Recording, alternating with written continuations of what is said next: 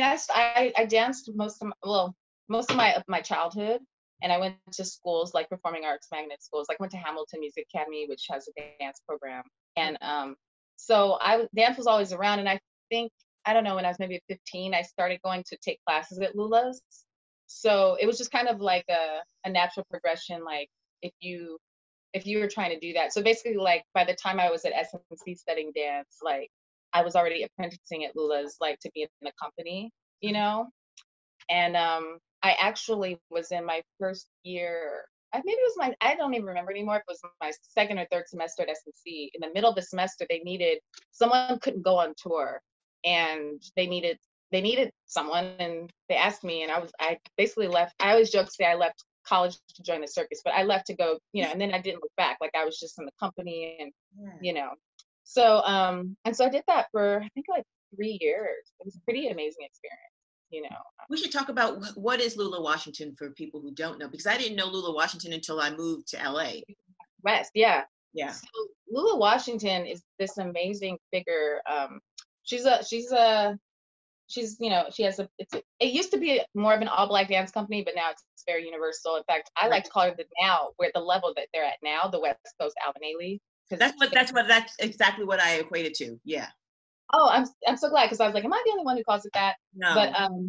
But you know, she just celebrated. Ooh, don't let me get it wrong. I want to say 35, might be 40. I literally just went and was at the studio recording a kind of thing for their anniversary. I think it's their 40th anniversary this year. And she's just like, I don't know any other dance company that was completely independent, you know, that has survived this long. I mean, they have survived so much. She has, you know, and but she basically, like, I'm going to tell you, she had a vision. A lot of people don't know this. She started dancing really late. She was at UCLA, or she was about to go to UCLA, but she literally had a dream. She's a Pisces. So she had a dream and had this vision of this dance company that was going to help the community and help young people. And so many people told her, like, because she was like already like in high school or 19 or 20. They're like, girl, you cannot start. She had never danced before. They're like, you can't do it. Like, you can't start dancing that late. This was back in like the 70s or early 80s maybe. Mm-hmm. Anyway, she went to UCLA. She majored in dance. She told me she would be at the bus stop, like working on her, you know, tondus, and like, she's like, I'm going to do this. And she did that. And she has survived for 40 years and has performed all over the country, all over the world, and has helped thousands of kids get them off the street. Was like a haven after school, instead of going out and, like, you know, running the streets.